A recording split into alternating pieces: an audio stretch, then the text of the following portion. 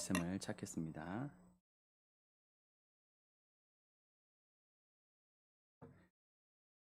주의 말씀은 마태복음 14장 1절로 13절까지입니다.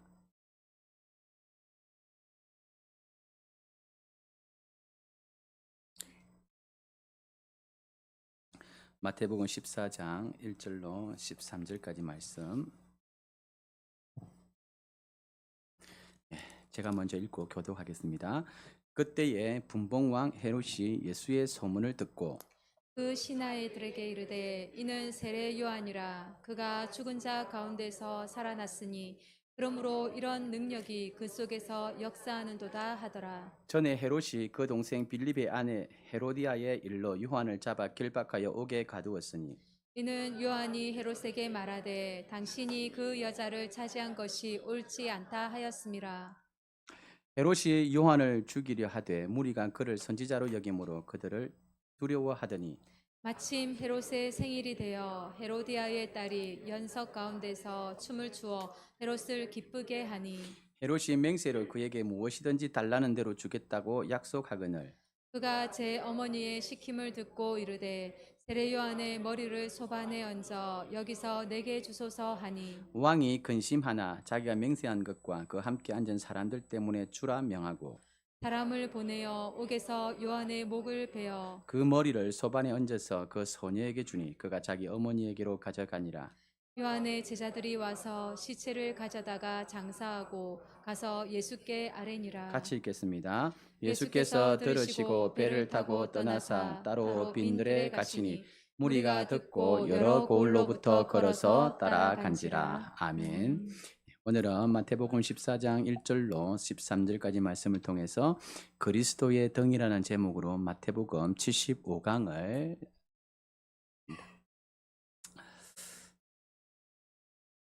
오늘 본문 마태복음 14장은 이제 청구장인 13장을 건너가서요. 새로운 장면이 이제 등장을 하는데요.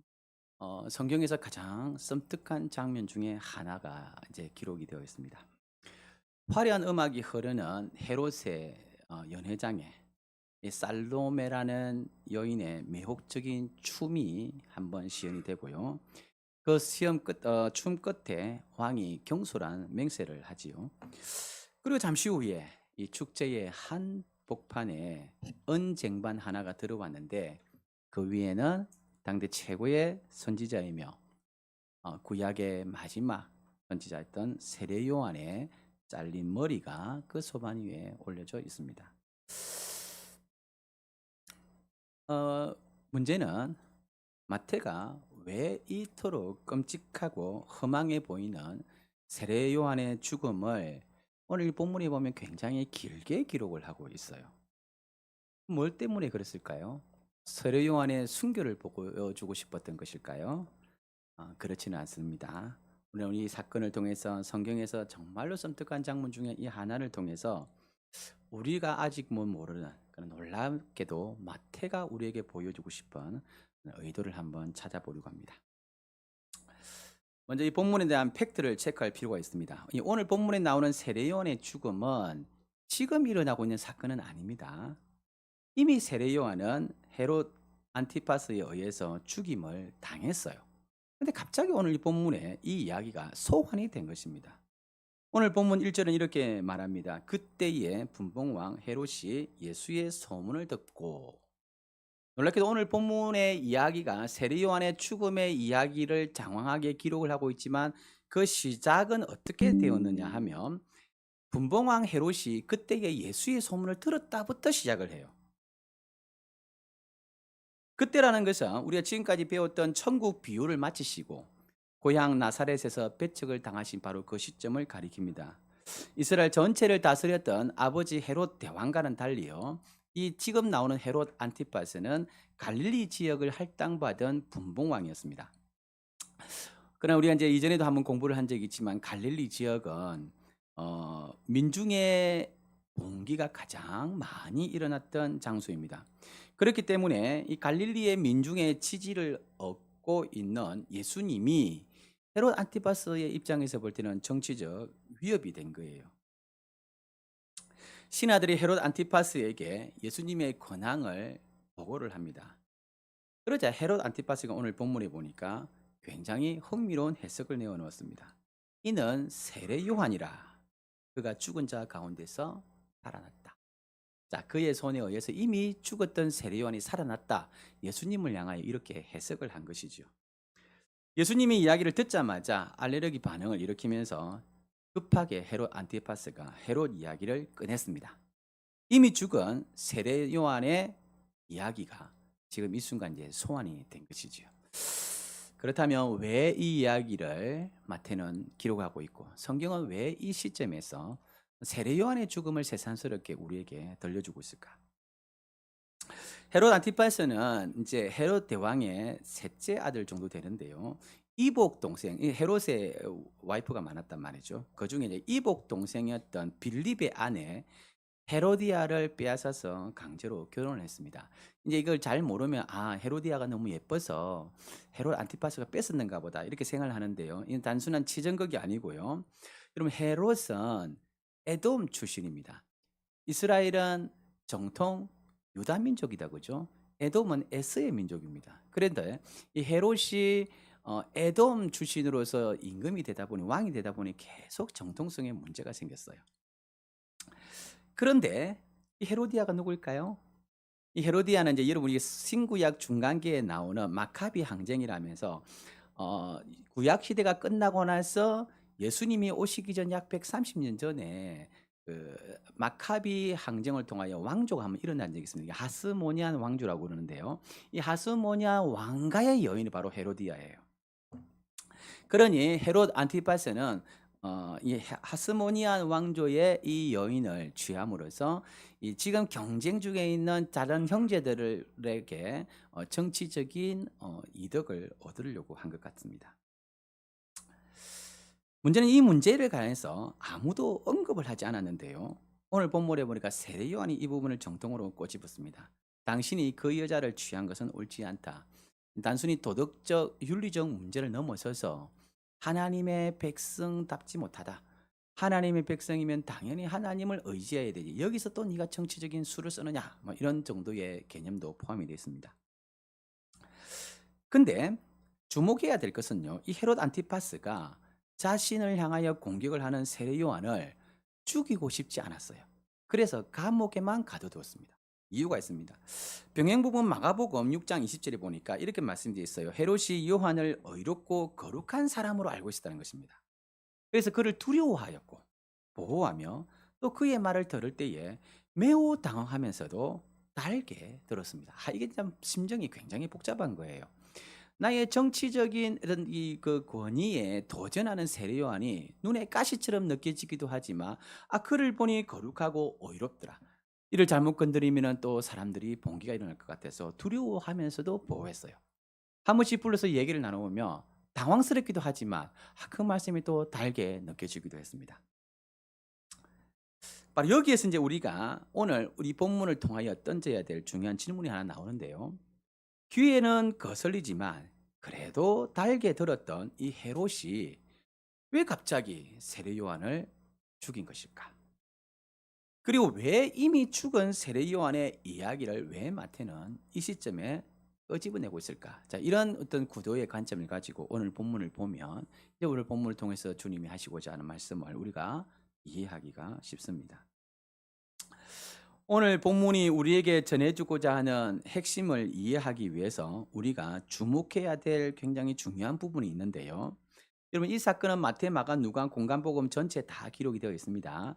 그럼에도 불구하고 병행본문인 마가복음 6장과 누가복음 9장에는 나오지 않는 독특한 내용이 오늘 본문에는 나와요. 오늘 본문 12절에서 이렇게 말하죠. 요한의 제자들이 와서 시체를 가져다가 장사하고 가서 예수께 아뢰니라. 자, 이 본문은 마가복음과 누가복음에 빠져 있습니다. 마태가 이 기록을 한 거예요. 재밌지요? 요한의 제자들, 즉 세례 요한의 제자들이 시체를 가져다가 장사하고 나서 이 사실을 예수님께 아뢰습니다. 이 스승이 죽었으니 제자들이 그 시신을 수습하는 것은 당연한 일인데요. 왜 갑자기 요한의 제자들이 이 사실을 예수님께 아뢰었을까요? 마태복음 11장으로 넘어가 보시면 감옥에 갇혀 있었던 세례 요한이 자신의 제자들을 예수님께 보내면서 이렇게 질문했습니다. 오실 그이가 당신이십니까? 우리가 다른 일을 기다려야 됩니까? 세례 요한이 기대를 했고 또 유대사회 전체가 기대했던 메시아의 모습은 역시 선민 이스라엘을 이 강대국의 억압에서 건져낼 해방 전사, 지도자를 원했던 것입니다. 이 질문을 스승으로부터 받아서 예수님께 간 세례 요한의 제자들 역시 온 유대 사회가 기다렸던 정치 군사적 메시아를 기대했던 사람들이었어요. 나름 기대를 안고 있었고 더욱이 자신의 스승이었던 세례 요한이 예수님을 가리켜서 어떻게 말했습니까? 나는 그의 신들매 풀기도 감당하지 못하겠다. 이렇게까지 칭송을 했던 분이거든요. 그렇다면 헤롯이 억울하게 감옥에 가둬둔 자신의 스승을 어쩌면 예수님이 구해줄 수도 있겠다라는 기대를 했을 것입니다. 하지만 스승은 끝끝내 목이 베어 돌아오지 못했고 그들은 스승의 시신만을 수습을 하게 되지요. 그리고 나서 이 사실을 예수님께 아뢰입니다. 그리고 여전히 같은 질문을 품고서 아뢰는 거예요. 오실 그이가 당신이 맞습니까? 왜 우리 스승이 이렇게 억울하게 죽음을 당했는데도 당신은 가만히 계십니까? 이런 어떤 마음의 소리를 이제 가지고서 예수님께 이 사실을 아뢰는 거예요. 자, 본문의 상황은 이제 이해가 되셨죠? 네. 여기에 이제 성경학자들이 해석을 붙였습니다. 이 장면은 구약의 종결과 신약의 시작이다라는 것이 이제 성경학자들이 구분하는 거예요. 구약의 마지막 선지자였던 세례 요한의 죽음과 함께 이제부터서는 모든 구약적 기대와 기다림은 끝났다라는 선언입니다. 이제부터서 구약이 기대했던 메시아, 좀 더 원색적으로 말하면 인간적으로 기대했던 메시아상이 아니라 하나님의 목적과 뜻을 성취하실 진짜 메시아 시대가 도래했다라는 신학적 함의를 가지고 있다. 이제 우리 신학자들이 이렇게 표현을 합니다. 그러니 이제부터 마태가 써내려갈 내용은 오실 그이가 맞습니까? 그 오실 그이신 메시아는 도대체 어떤 사역을 하는 존재입니까? 라는 질문을 가지고서 이제 이후의 사건들이 기록이 될 것이다 라는 것이죠. 일부러 헤롯의 귀에 예수님의 소문을 들리게 하고 일부러 이미 죽은 세례 요한의 이야기를 꺼낸 것은 이제부터 진짜 메시아의 시대가 시작되고 그의 이야기가 시작될 것이다.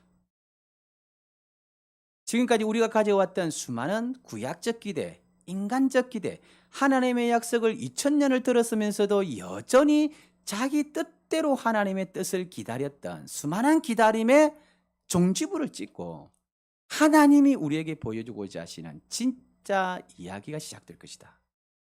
그렇다면 이제 우리의 궁금한 점은 하나지요. 모든 구약적 기대가 끝이 난 지금 이 순간, 그렇다면 예수님으로부터 시작될 메시아의 진짜 모습은 무엇일까? 이제 우리가 이 본문을 통해서 마태가 기록하지 않으면서도 우리에게 확성기를 가지고 던지는 질문입니다. 생각을 해보세요. 여러분이 지금까지 기대했던 구약적 모든 기대, 인간적 소망을 투사해서 기대했던 그 수많은 메시아의 기대가 끝났습니다. 이제부터 하나님이 보여주실 진짜 메시아가 시작될 것입니다. 그 모습 어떤 것일까요? 이제 질문을 크게 우리에게 던지는 거예요. 우리 주님이 시작하실 메시아의 모습 어떤 것일까? 본문 13절에 보니 세례 요한의 죽음을 들은 우리 주님의 모습을 마태가 이렇게 기록을 해놨습니다. 배를 타고 떠나서 따로 빈들에 가셨다. 이 여자가 낳은 자 중에 가장 큰 자다. 누가 하신 거예요? 말씀을 우리 주님이 세례 요한을 가리켜 하신 말씀입니다. 보라, 세상 죄를 지고 가는 하나님의 어린 양이로다. 누가 한 말이에요? 세례 요한이 우리 주님을 가리키면서 하신 말씀이에요. 세례 요한과 예수님은 실제로 친척 사이입니다. 하지만 그것보다 더 성령 안에서 그 시대 그 누구도 알아보지 못했던 서로를 알아볼 수 있는 영적 동반자이기도 했어요. 그런 세례 요한이 억울하게 죽임을 당했습니다. 근데 이 소식을 접한 우리 주님이 의외로 홀로 배를 타고 떠나서 빈들로 가버리셨어요. 스승의 죽음을 알리면 틀림없이 예수님이 일어나실 것이다. 지금까지는 잠잠하게 군중을 모으고 계셨지만 그래도 세례 요한이 죽고 났다 이 소식 들으면 이제 주님께서는 분연히 일어나서 틀림없이 일어날 것이다. 이런 아마 기대를 세례 요한의 제자들이 가졌을 거예요. 근데 이 소식을 듣는 우리 주님의 모습을 마태가 일부러 기록하고 있습니다. 이 사실 예수님이 빈들로 간 이야기는 마가도 누가도 다 기록을 하고 있거든요. 그런데 세례 요한의 죽음의 소식을 듣고 나서 그 반응으로 빈들로 가셨다라고 연결시키는 것은 마태밖에 없습니다. 지금 이 순간 우리 주님은 아무런 코멘트도 남기지 않으시고 제자들마저 두시고 홀로 배를 타고 빈들로 가버리셨어요. 그냥 읽으면 보이지 않지만 정황을 이해하고 보면 이 부분은 굉장히 중요한 부분입니다. 마가도 누가도 다 기록하지 않았지만 이 장면 마태가 왜 기록을 했을까요?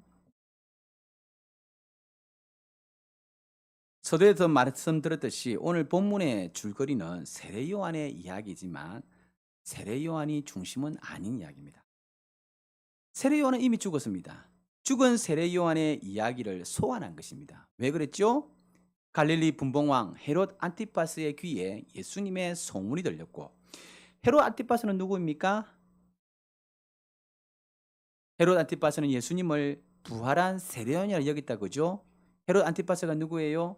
헤로디아의 딸 살로마의 춤에 매료되어서 헛된 약속을 했고 그 약속을 지키기 위해 세례요한의 목을 벤 자입니다. 의롭고 거룩했던 자.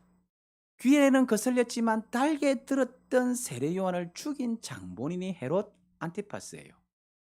마태가 하고 싶은 이야기는 틀림없이 이것입니다. 의롭고 거룩했던 세례 요한이 헤롯 안티파스의 정당하지 못한 이유로 죽임을 당했다. 죄 없으시고 순결하신 우리 주님도 역시 헤롯 안티파스에 의해 죽게 될 것이다. 라는 복선을 깔고 있는 것입니다. 실제로 누가복음 23장에 가보면 체포되신 우리 주님이 갈릴리 출신이다라는 사실을 알고 빌라도가 밀란을 두려워해서 이 책임을 떠넘기기 위해 누구한테 보냈냐면 예수님을 헤롯 안티파스에게 보내요. 헤롯 안티파스는 군인들과 함께 예수님을 조롱하고 진리에 관하여 논하고 난 뒤에 조롱하면서 화려한 옷을 입혀 다시 빌라도에게로 보내버렸습니다. 누가복음 23장 12절에 보니까 이 사건을 두고 누가가 이렇게 해석을 달아 놓았는데요. 빌라도와 헤롯이 전에는 원수였으나 당일에 서로가 친구가 되니라 이렇게 되어 있습니다.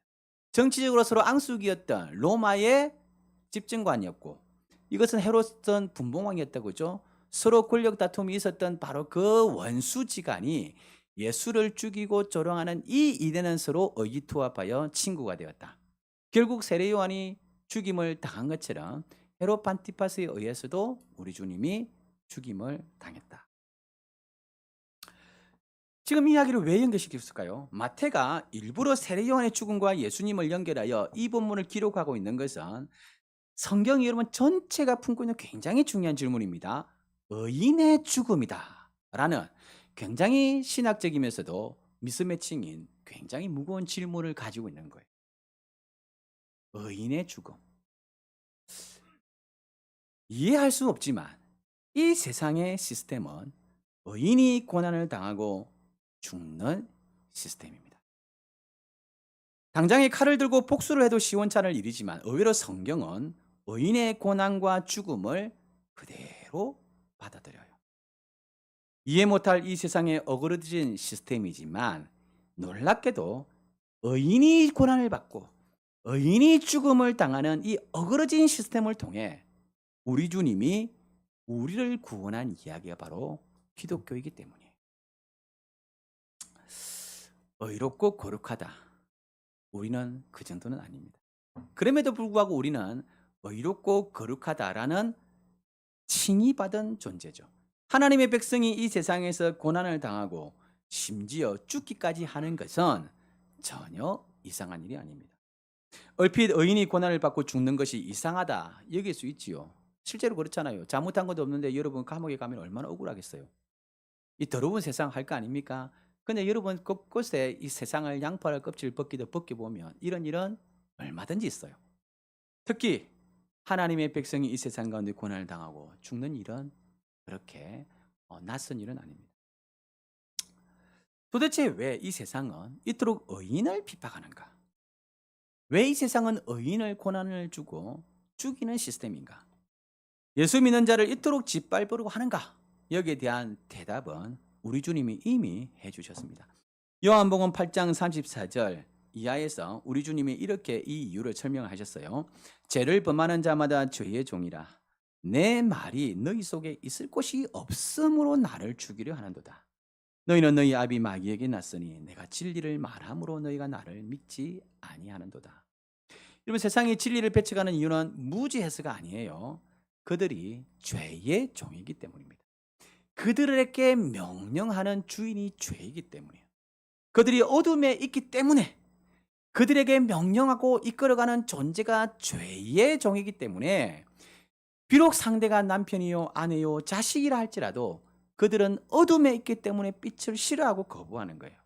예수 믿는 이들이 가까이 있을수록 자신들의 추악한 실체가 드러나기 때문입니다. 요즘에 그런 분들이 있는지 모르겠지만 옛날에는요, 여보 나 교회 갈래 한마디 했다가는 바로 주먹이 날아왔어요. 제가 중국에 있을 때 우리 장로님이 그 출신입니다. 주먹파. 자기 와이프가 교회 간다고 막 얼마나 때리팼던지요. 그 교회 목사 때려잡으러 갔다가 예수를 믿게 된 이야기가, 전설 같은 이야기가 실제로 있어요. 교회 간다는 말 자신 있게 말할 수 없는 이유가 뭘까? 그것은 그들을 향한 폭력이 아니라 빛 앞에 어둠이 자신의 실체를 들켰기 때문입니다. 이로써 우리는 암묵적으로 인정해왔던 모든 평화는 깨어지고 본격적인 핍박이 시작이 되는 거예요. 우리 주님이 아주 명확하게 설명해 주셨습니다. 내 말이 그들 속에는 있을 곳이 없기 때문에 나를 죽이려 하는도다. 너희는 너희 아비 마귀에게서 났다. 헤롯의 비극이 바로 여기에 있어요. 요한이 옳다는 것도 알고 자신이 잘못했다는 것도 알아요. 분명 의를 선택할 수 있지만 헤롯은 세례 요한을 죽여버렸고 결국 예수 그리스도를 죽이는데 동조합니다. 이 세상 시스템이 그래요. 어떤 시스템? 의인을 핍박하고 죽이는 시스템입니다. 결코 이상한 게 아니에요. 이 세상은 결코 우리 뜻대로 따라주지 않습니다. 우리가 의인이라고 해서 그들이 우리를 의인 대우해 주는 것도 아닙니다. 그래서 기독 신자의 삶은 틀림없이 고단하고 힘이 들어요. 의롭고 거룩했던 세례 요한이 죽임을 당한 것처럼, 죄 없으시고 성결하신 우리 주님이 죽임을 당한 것처럼 우리도 이 세상에서 결코 편하지 않습니다. 저는 개인적으로 마태복음의 많은 기록 가운데 오늘 본문 13절의 말씀이 유난히 가슴이 아려요. 예수께서 들으시고 자기의 친척이기도 하지만 그 시대에 아무도 몰랐던, 서로를 알아보았던 영적 동반자였던 세례 요한의 죽음을 들으시고 우리 주님이 어떻게 하셨습니까? 일어나자, 봉기를 하자, 칼을 들어라 가 아니라 그냥 홀로 배를 타고 떠나서 따로 빈들로 들어가셨어요. 있는 사람에 따라서는요, 이렇게 생각할 수 있습니다. 예수님은 정말 무력하구나. 어찌 사촌형 세례 요한이 죽었는데, 그의 제자들이 울분에 차서 이 사실을 알렸는데 어찌 우리 주님께서는 한마디 말도 없이 홀로 도망가시듯이 배를 타고 바다 건너 빈들로 가버리셨을까? 하지만 우리 중 누구도 마태가 이토록 가서 먹먹하게, 이토록 애잔하게 그리고 있는 이 장면의 가치를 발견한 사람은 아무도 없습니다. 마치 밭에 감추인 보아도 모른 채 그 밭을 지나가는 것처럼 세례 요한의 죽음을 들으시고 홀로 강을 건너 빈들로 가시는 주님의 뒷모습이 얼마나 놀라운 장면인가를 이해하는 사람 아무도 없어요. 주님이라고 왜 이 순간 12군단이 넘는 천군들을 동원하여 전무단 헤롯을 처단하고 싶지 않겠습니까? 하지만 힘과 세력으로 우리를 핍박하는 자들을 엎어버리는 것은 구약의 메시아적 기대입니다. 우리 모든 억울함에 힘을 동원하여 전복해 주십시오. 이거는 인간적 기대예요. 힘과 세력이 아니라 메시아는 죽으심으로 우리를 구원하러 오신 분입니다. 힘과 세력이 아니라 십자가가 그리스도께서 걸어가야 될 길이기 때문이에요. 그래서 이사야 53장 말씀처럼 도살장에 끌려가는 양처럼, 털 깎는 자 앞에서 잠잠한 양처럼 핍박하고 억압하고 누르고 찌르고 죽이려는 세상을 향하여 대항하지 않으시고 묵묵히 그 죽음을 바라보고 기다리고 묵상하는 빈들로 하셨습니다. 우리는 이제야 마태가 세례요한의 죽음을 결국은 예수 그리스도의 죽음과 연결시키고 있다는 것을 우리는 이제야 알아요. 하지만 우리 주님은 벌써부터 알고 있었습니다. 세례요한의 이 죽음은 틀림없이 자신의 죽음으로 완성될 걸 알고 계셨어요. 슬픔 때문에 빈들로 가신 것이 아니라 세례요한의 죽음을 통하여서 장차 이 일을 위하여 십자가를 질 자신의 길을 묵상하며 기다리는 빈들로 가신 것입니다. 아직도 이해가 안 되실 것 같은데요. 마태복음 11장 16절 17절에서 우리 주님이 이렇게 말씀하신 거 여러분 기억을 하실 것입니다. 이 세대를 무엇으로 비유할꼬? 우리가 너희를 향하여 피리를 부르도 너희가 춤추지 않고 우리가 애곡하여도 너희가 가슴을 치지 아니하였다. 이제 우리가 이 본문을 잘 적응을 할 수 있습니다. 이 세상은 우리가 의인이라고 해서 의인으로 대접해 주지 않습니다. 우리가 피리를 부르도 여러분은 춤추지 않고 우리가 애곡해도 그게 맞추어서 울지 않는 시대예요. 내가 의인이라고 해서 우리를 의인의 대접을 해주지 않습니다. 아무리가 진리를 말해도 그 진리를 들어주지 않습니다. 이런 세대를 향하여 우리 주님이 어떻게 결론을 내려주셨습니까? 지혜는 그 행한 일로 인하여 옳담을 얻느니라. 이게 무슨 말일까요? 지혜는 지혜로 드러나야 옳은 것입니다. 진리는 목청이 크고 화려하다고 해서 증명되는 것이 아니라 그 내용으로, 그 열매로 증명이 되는 것입니다. 세례요한이 하나님의 종이었다는 증거는 그가 얼마나 많은 사람을 모았느냐, 권능을 행했느냐가 아니라 진리를 말하다가 죽은 것으로서 세례요한은 그의 사명과 정체성을 드러내는 거예요. 지혜는 지혜로서 옳담을 얻습니다. 주의 사명을 받은 존재는 목청이 크고 사람을 모으고 세력을 가지고 힘을 동원함으로써 그가 주의 종임을 드러내는 것이 아니라 그가 진리를 말하고 진리로 인하여서 죽는 것으로 그의 정체성을 드러내는 것입니다. 우리 주님이 하나님의 아들이요 메시아라는 증거는 이 순간 힘과 권력, 기적과 능력을 동원하여 이 세상을 엎어버리는 것으로서가 아니라 하나님이 본래 메시아에게 보내신 사명, 자기 백성을 위해 십자가에서 죽으심으로써 그의 사명을 다하는 것으로서 옳담을 받는 것입니다. 이 세상이 우리를 어떻게 억압하고 누르고 때로는 무시하고 비난한다 할지라도 교회는 세력을 모아서 힘을 과시함으로써가 아니라 그리스도의 십자가의 삶을 따라감으로써 교회됨을 드러내는 것입니다. 이것이 지혜는 지혜를 드러냄으로써 옳담을 듣는다는 말이에요. 우리는 아직도 우리가 하나님의 백성이 되었다는 뜻이 무엇인지를 전혀 모릅니다. 성경이 수없이 말하지요. 사람이 떡으로만 사는 것이 아니라 하나님의 입에서 나오는 모든 말씀을 사는 것이다. 이 물을 마시는 자마다 다시 목마르니와 내가 주는 물은 영생하도록 그 배에서 생수의 강이 흘러나리라. 우리는 이 세상의 것들로 만족하고 이 세상의 힘으로 과시하는 존재가 아닙니다.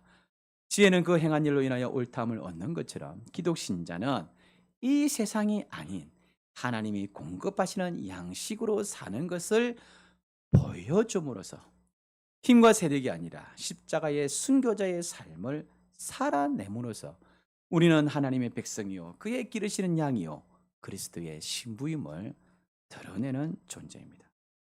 그래서 이 순간 세례요한의 죽음 앞에서 칼을 들고 분연히 일어나는 주님의 모습이 아니라 자신에게 맡겨지고 주어진 십자가의 길을 잠잠하게 걸어가시는 주님의 뒷모습이 마태를 울린 장면이요. 그리스도께서는 힘과 영광이 아니라 십자가에서 가장 완벽하게 자신을 계시하셨다 주장했던 루터의 심장을 뛰게 했던 장면이요. 여전히 힘과 성공에 목이 매여 있는 우리가 항복해야 될 그리스도의 등입니다. 오늘 본문은 읽는 사람들에 따라 헷갈릴 수 있어요. 세례요한이라 썼지만 사실상 예수 그리스도라 읽어야 되는 대표적인 본문이 바로 오늘 본문입니다. 세례요한의 제자들이 스승의 죽음을 일부러 예수님께 알림으로써 구약의 모든 인간적 기대와는 다른 하나님의 방식의 메시아의 길이 시작되었음을 알려줍니다. 그 길이 무엇입니까? 의인의 죽음 앞에 천군을 동원하시는 능력이 아니라 자기 백성의 죄를 짊어지기 위해 걸어가신 빈들이요 십자가의 길입니다. 이 세대는 우리가 피를 분다고 해서 춤을 추지 않으며 애곡한다고 해서 울어주지 않습니다. 의인을 의인으로 대접하지 않으며 우리의 발행과 소망대로도 움직이지 않아요. 그래서 우리는 자꾸만 우리에게 반응하지 않는 세대를 향하여 힘과 세력을 가지려고 합니다. 하지만 우리 주님의 말씀대로 지혜는 그 행한 일로 인하여 옳다함을 얻습니다. 성도는 그리스도를 따라가는 십자가의 삶으로 증명이 됩니다.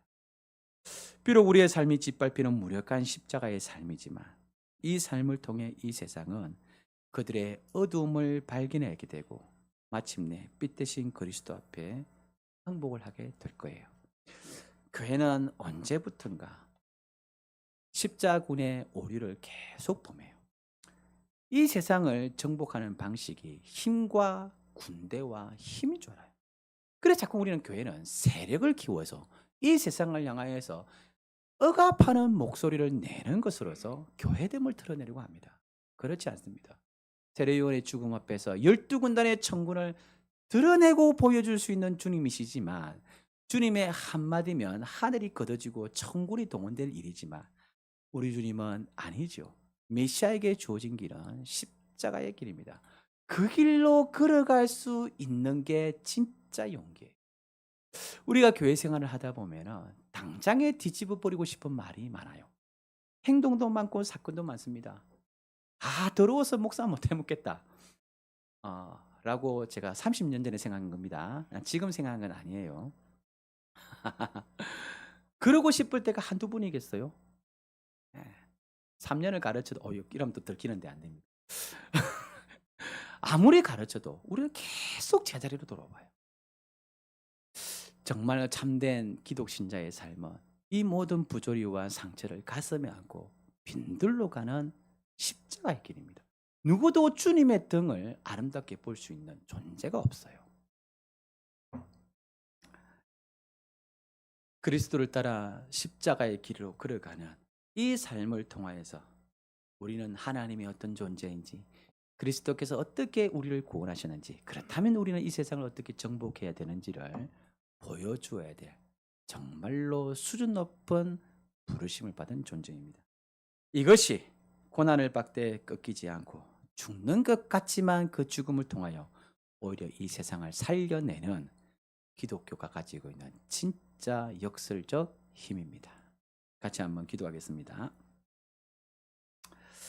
오늘 주신 말씀을 기억을 하면서 오늘 마태는요, 천국 비유 끝에 갑작스럽게 세례요한의 죽음을 소환을 하고 있습니다.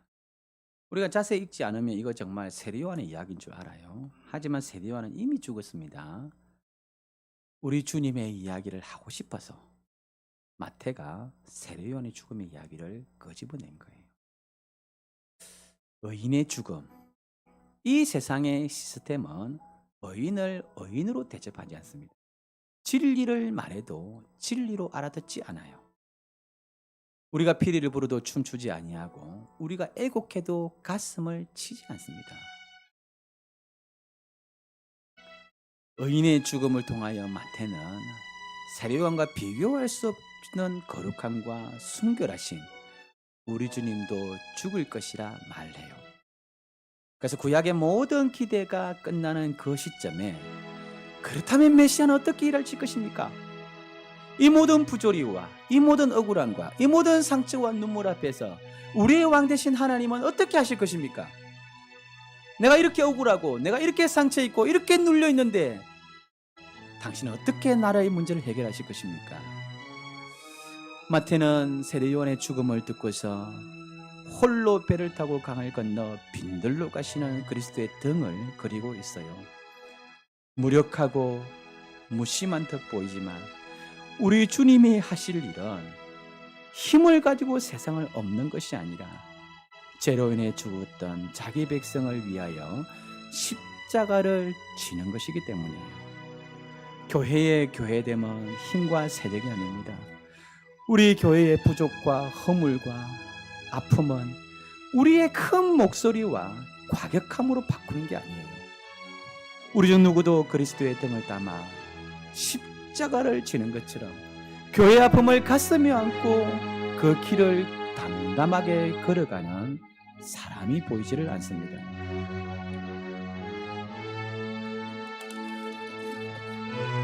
마태복음 14장은 성경에서 가장 끔찍한 장면이지만 성경에서 그리스도가 어떤 존재인가를 보여주는 가장 아름다운 본문입니다.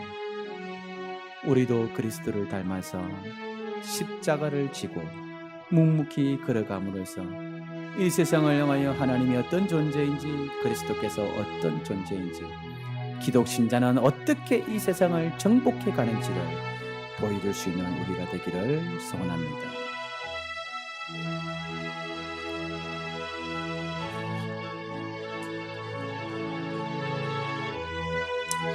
만왕의 왕 주께서 왜 이 길을 걸어가셨습니까?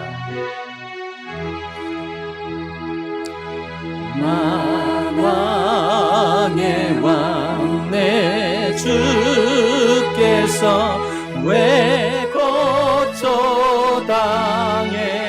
고초당했나? 이 벌레 같은 날 위해 그 보혈 흘려 십자가 내가 처음 볼 때에 나의 마음의 큰 고통 사라져 오늘 믿고서 내 눈 밝았네. 자, 힘과 세력을 동원하시는 것이 아니라 십자가에 못 박힘으로 오신 것은 죄로 인하여 죽었던 자기 백성을 위함이 아닙니까? 속죄하마니 그 긍휼함과 나를 향한 그 큰 은혜를 어찌다 말로 다 표현할 수 있겠습니까?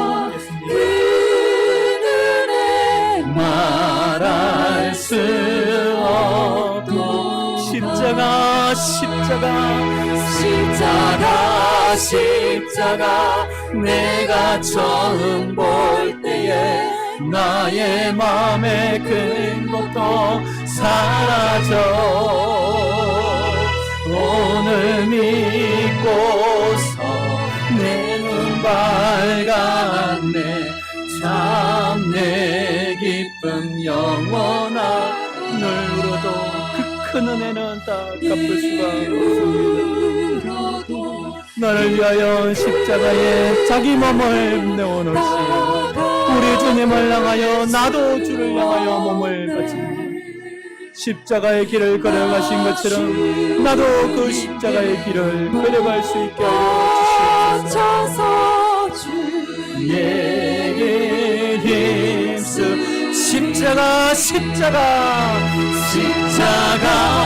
십자가 내가 처음 볼 때에 나의 마음의 큰 고통 사라져 오늘 믿고서 내 눈 밝았네. 참 내게 우리 한 번 더 고백할까요? 힘과 세력이 아니라 십자가 내가 처음 볼 때에 나의 마음의 큰 고통 사라져 오늘 믿고서 내 눈 밝았네. 참 내 기쁨 영원하도다. 지금은 우리 주 예수 그리스도의 은혜와 하나님 아버지의 크신 사랑과 성령님의 위로교통 역사 충만하시는 은혜가 삶이 힘들고 억울하고 상처 있고 두렵고 앞이 막막하여도 우리를 죄에서 구원하시기 위하여 생명을 주시기 위하여 담담하게 그 길로 걸어가신 주님을 따라서 내가 받아야 될 고난이 있다면 받아내고 내가 감수해야 될 수모가 있다면 감수하고 내가 아픔으로 견뎌내야 된다면 그 아픔을 견뎌내고 그렇게 마침내 나를 위하여 고난받으신 주님의 고난을 깊이 이해하고 나서야 비로소 나도 이 세상을 향하여 그리스도의 길을 걸어갈 수 있겠구나 깨달아가면서 주님이 이 땅에 오신 이유, 나를 보내신 그 이유, 이 땅 위에 교회를 세우신 그 존재 가치를 따라서 나의 남은 삶을 또다시 믿음을 가지고 주를 따라가기를 소원하는 사랑하는 모든 성도들의 머리 위에 세우신 하나님의 교회 위에 특별히 암 투병 중에 있는 사랑하는 우리 김유경 자매 위에 마음이 아픈 모든 이들 위에 지금부터 영원토록 함께 하실지어다. 아멘.